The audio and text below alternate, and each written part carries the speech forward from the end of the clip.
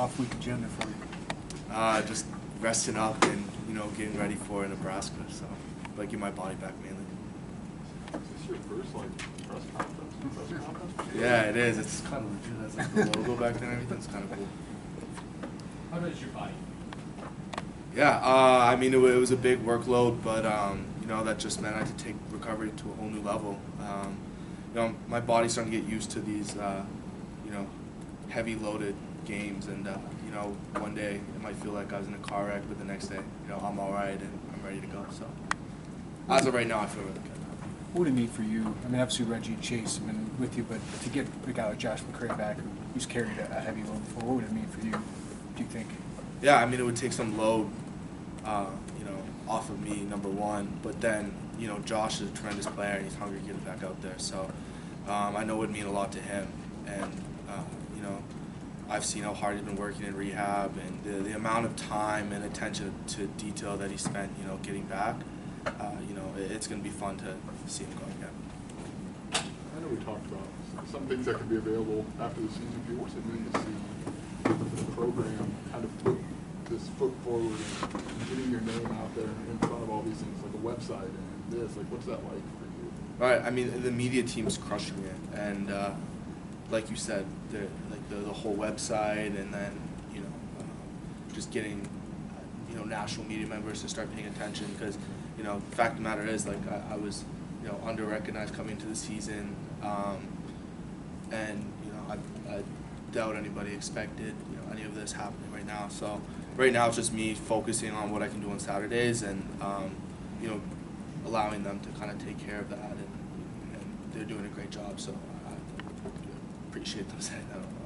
You talked a lot about your drive from Canada to Florida when you came here. Did you ever imagine this when you were in the car going to Florida, that this would kind of be where you're at right now? It's something I can only dream of. I'm blessed to be the position I am, but none of this would have happened if I didn't take it 1 week at a time. That's where my focus is right now. Right now it's getting my body back, but then coming out strong against Nebraska, then Michigan State and Purdue, then going up to the big house and doing well there. So there's a lot that I have to take care of, and the whole midseason and All-American stuff. It's cool, but it's not official yet. It's just like an accolade that's just there. But He's going to talk about maybe feeling a little unrecognized after last year. How has it kind of felt to get this recognition at this point in the year? I know people coming from Canada talking to you, kind of getting all this stuff. Yeah, I think it's just a reflection of the work that this team put in, and because without without the O-line, and I wouldn't be able to have the season I'm having right now. But it feels good. A lot of people overlook Illinois in general, so to get that media recognition is important. Chase, Bielema had kind of said he brought you in the office in the offseason and said, here, this is what's probably going to happen for you. What was your reaction to kind of those types of meetings? Because were you kind of like, no, that's coach, that's not going to happen. Like, why are we doing this? Or did you kind of pay attention? Yeah, I've always been like a strong believer in my ability, but those conversations that I had with him, I think were extremely important. He always says, the more real you get, the more unreal it gets, and that's kind of been what's happening. I've dialed in on football and my preparation and my recovery after games, and being extremely real in those situations have led to where we are right now. Chase, how much being able to share this with Sid, your brother, how much more sweet does it make it that you both get to experience success to get together? Yeah, it's special, because when I think back to middle school and trying to envision playing at a Division I school, it was almost impossible to envision. So the fact that we're at this university and then playing at a high level, it's something that we could have only dreamed of, and it's a true blessing. Staff has talked about how your patience has improved as a runner. Yeah. What was the process of that? I'm sure as a runner you just want to go. But Coach Patterson has a story. I'll let him tell you that.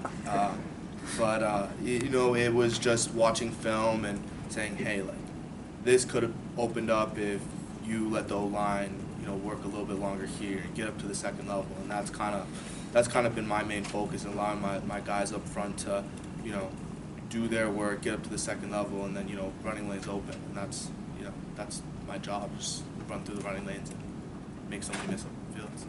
Obviously, you lost a couple really key guys in V and Doug to the NFL. So to see this group reconfigure and be Joe Moore, on a roll or mid-season, like what have you seen from that group as the season's going on? I mean, they're extremely hard workers, and they want to be the best at everything they do. There's times where they'll come to me and say, oh, well, what can we do better? How can we get better? And, I appreciate that because, as much work as, I'm putting in, they're putting in the same amount. And, that's obviously, I think that's the whole story of the season. Everybody's so dedicated and so focused on getting better and winning that, it's just changing the culture of the program. Did you do anything differently in the off season, just in terms of preparing for the year, mentally, physically? After last year, where you had some of those injuries early, kind of had to deal with all that.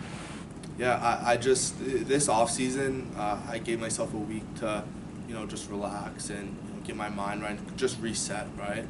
But as soon as January hit, my mindset changed, and I was going to leave no what ifs. I wanted this season to be, be something to remember, and right now we're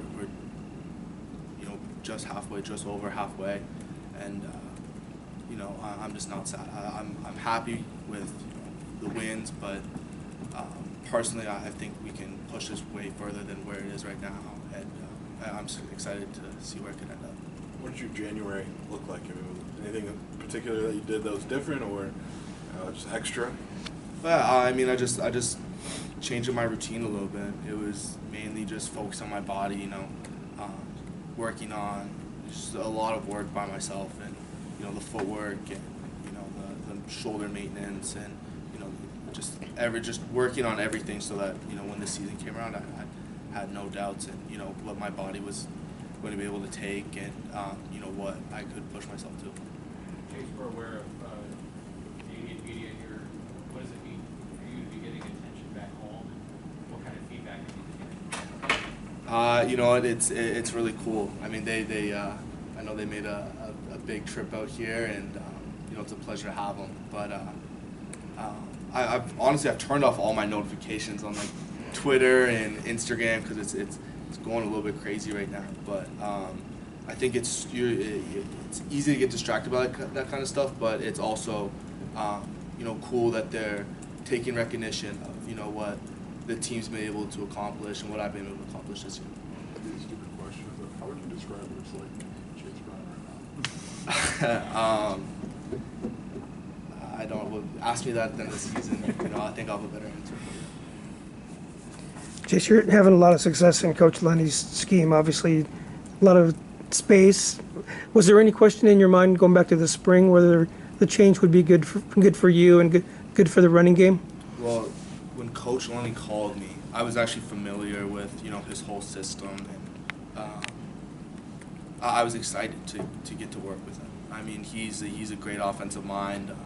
What he brings to the table is tempo, speed, and just and overall like the way that he calls plays, like a play calling confidence that we needed here. And he's taking shots, he's spinning out the ball to the perimeter, and then we're running the ball efficiently to stay ahead of the chains, and that's the most important. That's the biggest change from last year, is that he's just brought so much to the table, and it's a blessing to have him here. Just might be a stupid question. Do you have to learn how to take hits? Like, when you take 45 in a game, like, do you have to learn how to do that? I think as a running back and somebody that carries the ball a lot, yeah, you learn how to take hits, but most of it is, how you treat your body after the game. Spending time in the cold tub, spending time with the training staff, because they're there to help you, and those resources are there to help you. So just maximizing the resources you have here. I think that's the main thing. Unless you had a Coke, like a Diet Coke. Yeah, that's it. So somebody asked me that not that long ago. It's not that crazy. I can have a Diet Coke every now and then. It's fine. Jason, I asked Coach Bielema the same question, but it seems like this team is handling success pretty well, and keeping all the outside noise outside. What would you attest that to? Is it veteran leadership on the team, or does it come from the staff? Or? Well, I think it comes from leadership, but also something that Coach B's kind of established in the culture here. It's on the door when you leave. It says manage the outside. Manage outside with the media, how people treat you. Because right now, we're a 6-1 football team. We're leading the Big Ten West. We're a good football team, and the more games we win, the more people that are going to support, the Illini football team. So, as quickly as, this season's started off to a, really good start, you never know how it could end and how, people's vision of this program would change. So, just taking it 1 week at a time and, focusing on how we can keep on winning. Do you have to keep reminding the younger players of that? You know what? I think I was actually talking to somebody about this the other day. It's all the freshmen that just came in. It's a super talented class, but all they know right now is a 6-1 team, and that's going to be their standard going on, and that's how it's going to change. Is they've never experienced many losses or losing football season. So I think that's extremely important that as guys transition out of here, that we establish this winning culture, and these guys know how to win games, and I think that's the biggest thing we can pass along. Chase, as somebody that watches the film as you do, is there something in the red zone that you guys are seeing as a team that you guys can focus on during this bye week to get better in that regard? Execution mainly. You go turn on the film. Sometimes there's MEs or people run the wrong route. And that's just what it's been so far. So red zone execution is going to be huge going on in the future. I guess this is off topic. Did you make your own logo, or how did that kind of?